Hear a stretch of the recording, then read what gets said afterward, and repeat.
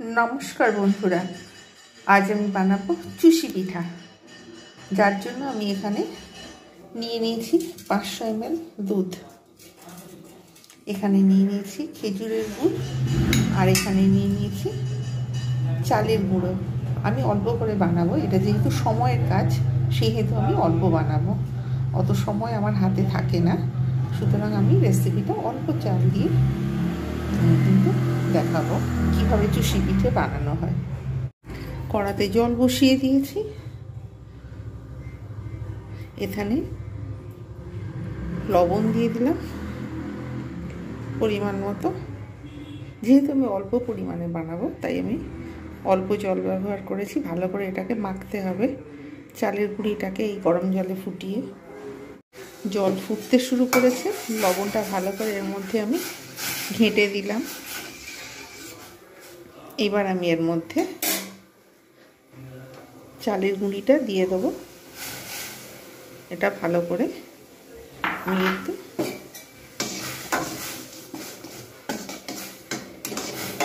একদম শুকনো করে এটা একটা ভালো করে মেখে ডো তৈরি করে নেব। এটাকে খুব সুন্দরভাবে মাখতে হবে, যত সুন্দরভাবে এটা কিন্তু মাখা হবে চুষি পিঠে তত ভালো হবে। এরকমভাবে বেশ কিছুক্ষণ আমি নেড়ে এটাকে তৈরি করে নেব।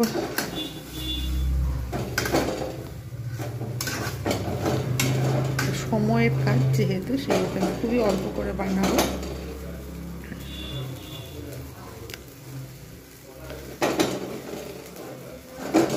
এইভাবে এসে একটু ভালো করে শুকনো করে নেব।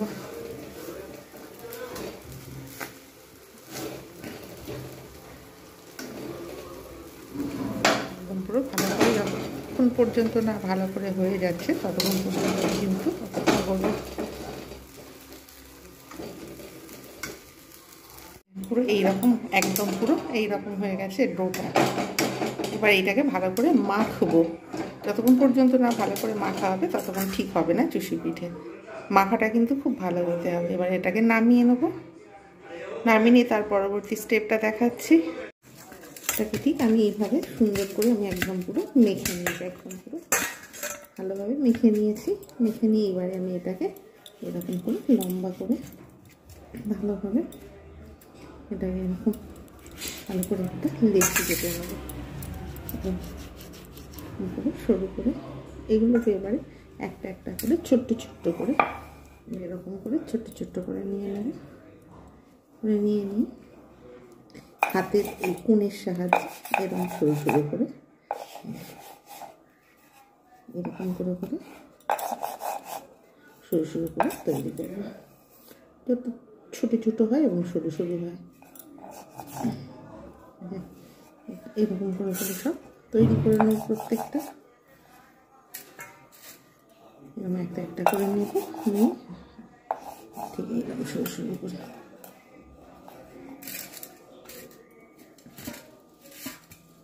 আবার ফের আগে একটা নেব, এরকম করে নিয়ে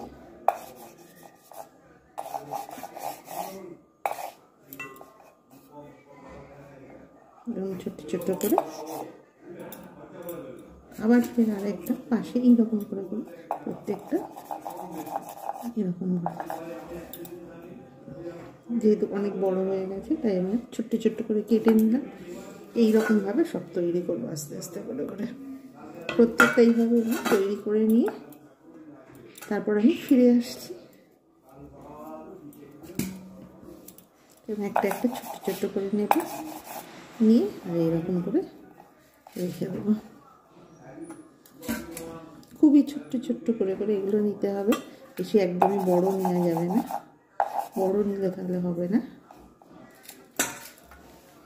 এরকম এরকম করে প্রত্যেকটা তৈরি করে নিতে হবে। যেহেতু অনেকটা সময়ের কাজ তাই আমি অল্প করে করে করেছি। এটা যেহেতু বড় হয়েছে তাই আমি এখান থেকে দুটো সরু সরু করে ছোট্ট ছোট্ট করে করে এরকম করে করে কেটে নিলাম। একদম এরকম ছোট্ট ছোট্ট করে নিয়ে নিতে হবে।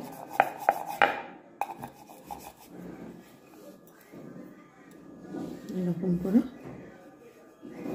সব প্রত্যেকটাকে এইরকমভাবে আমি কিন্তু তৈরি করে করে এই যে পাত্রের মধ্যে এরকমভাবে সব তৈরি করে করে রেখে দিচ্ছি।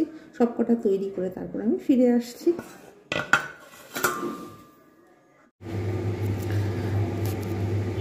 চুষি পিঠার যেগুলো আমি একটু বড় বড় করে এরকম করে করে সব তৈরি করে নিয়েছি, না হলে অনেক সময় লাগবে। এটাও ঠিক এরকম করে সব কটা তৈরি করে নিয়েছি। এগুলো অনেকটা সময়ের কাজ। বেশ তৈরি হয়ে গেছে। এবারে এখানে দুটো এলাচ ফাটিয়ে নিয়ে নিয়েছি, এখানে খেজুর গুড়, আর এবারে দুধটা বসিয়ে দিয়েছি। তো সুন্দর হয়েছে। এগুলো পুরো একদম পুরো তৈরি করা রয়েছে, জাস্ট এগুলো একটু ফুটিয়ে নেব। তারপরে দুধটা আমি কিন্তু আগে থেকেই আমি জাল দিয়ে রেখে দিয়েছিলাম।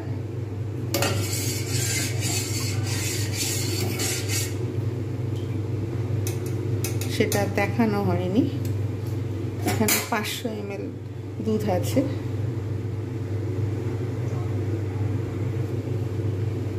তাই ভালো করে ফুটে উঠবে। যেহেতু ঠান্ডার সময়, এমনি রুম টেম্পারেচারেই ছিল, একটু ফুটে উঠবে। তারপরে আমি এর মধ্যে এই চুষিগুলো দিয়ে দেবো।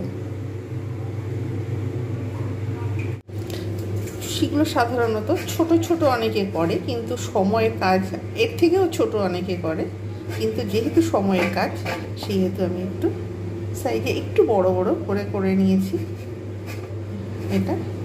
আর এই যে আর এগুলো সুন্দরভাবে হয়ে গেছে। এটা তুলে দেওয়ার পালা। একদম পুরো ঝরঝরে, যেদিকে ইচ্ছা একদম পুরো যাচ্ছে। একদম খুব সুন্দর হয়েছে।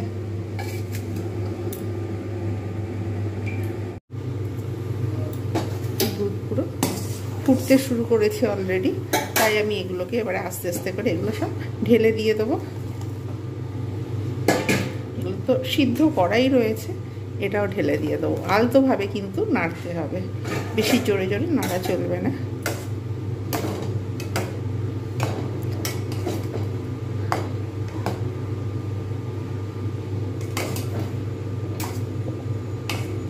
যেহেতু অল্প বানাচ্ছি, এর মধ্যে দিয়ে দেবো 2খানা এলাচ, যাতে গন্ধটা খুব সুন্দর হয় তার জন্য।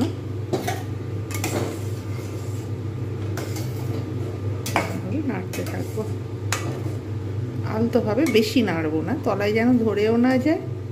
আবার ফের ঠিকঠাক যেন হয়। এটা কিন্তু গরম গরম সার্ভ করতে হয়।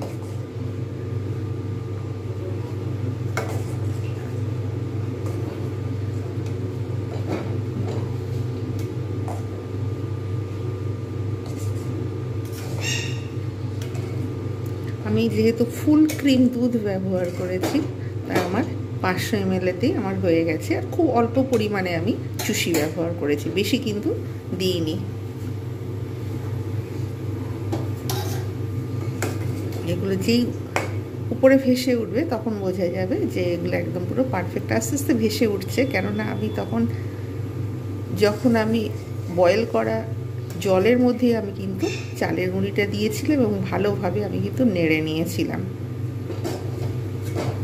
তখনই সিদ্ধ হয়ে গেছিল। আর এখানে জাস্ট আর একটু ভালো করে ফুটিয়ে নেব।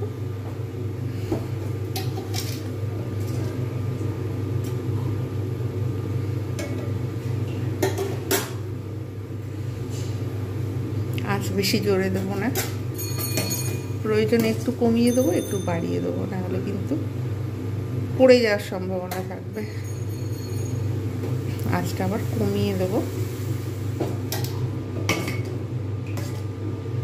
কিন্তু একটু ভালোভাবে নাড়তে হবে।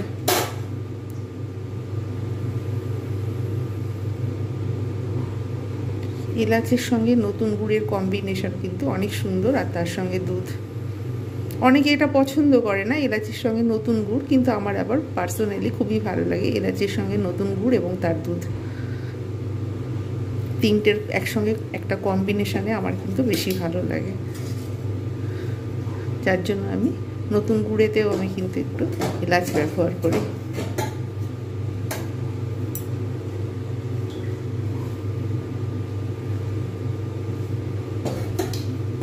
তা ভালো করে একদম ফুটিয়ে ফুটিয়ে কমিয়ে দিতে হবে, একদম ক্ষীরের মতো হয়ে যাবে, তাহলে কিন্তু টেস্ট খুব ভালো হবে।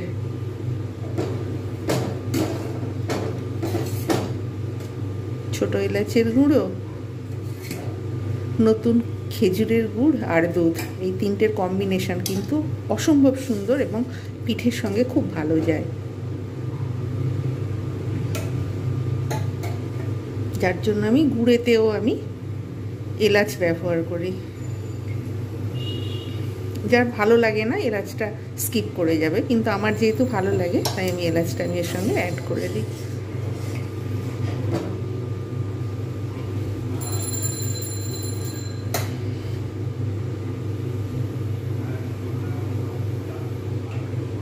ভালো করে ফুটিয়ে ফুটিয়ে নেব, একদম পুরো কমিয়ে নেব। হয়ে গেছে অলরেডি, কিন্তু আর একটু যেহেতু দুধটা কমবে তাই।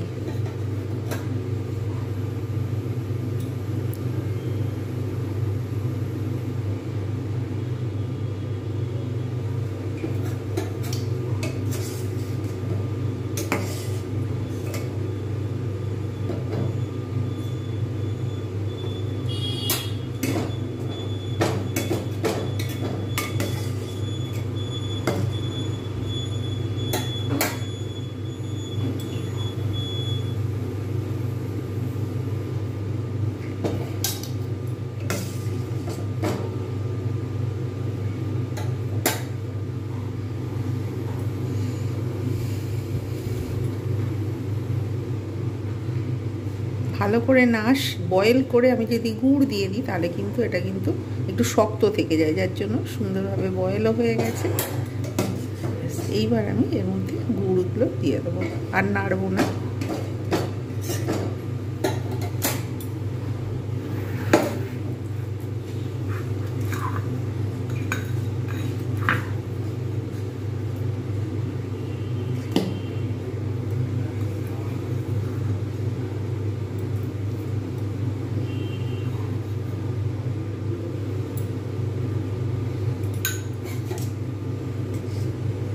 আলতো হাতে নেড়ে দেবো, অতিরিক্ত নাড়লে কিন্তু এটা ভেঙে যাওয়ার সম্ভাবনা থাকবে।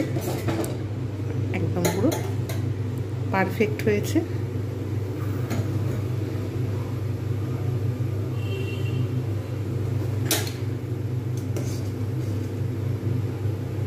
জাস্ট গুড়টা এর মধ্যে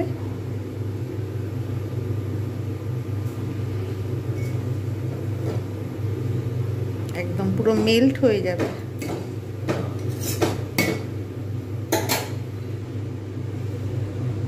আঁচটা একটু বাড়িয়ে দেবো প্রয়োজনে, আবার একটু কমিয়ে দেবো।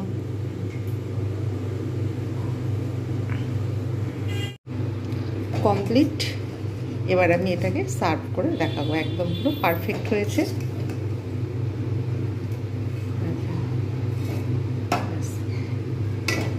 আর ফোটাবো না, গ্যাসের ফ্লেম বন্ধ করে দিলাম, ব্যাস।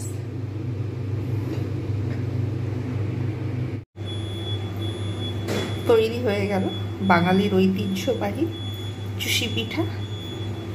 আপনারা অবশ্যই এইভাবে বানাবেন, যারা যারা জানেন ঠিক আছে, আর যারা যারা জানেন না অবশ্যই এইভাবে বানাবেন। ভিডিওটা অবশ্যই দেখবেন, স্কিপ করে দেখবেন না, এটা আমার আন্তরিক অনুরোধ রইল। প্রত্যেকে ভালো থাকবেন, সুস্থ থাকবেন, আর এতক্ষণ আমার সঙ্গে থাকার জন্য এবং ভিডিওটা দেখার জন্য আমার তরফ থেকে জানাই অসংখ্য ধন্যবাদ।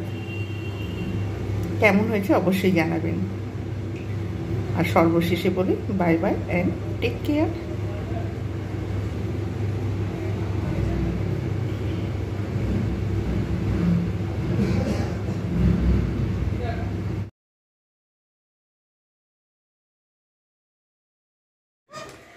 ধান দিয়ে দিয়েছি, এবারে একটু ধান খেতে শুরু করেছে।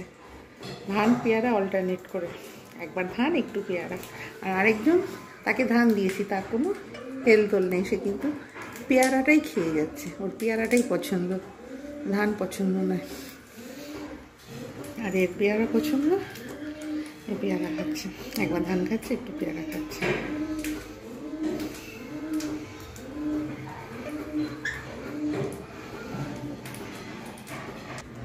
একদিন চলে এসেছে একটা পায়রা।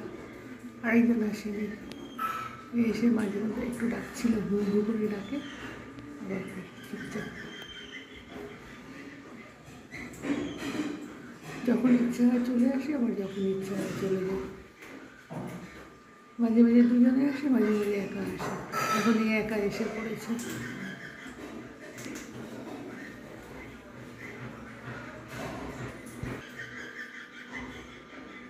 একদম পুরো চুপচাপ বসে আছে,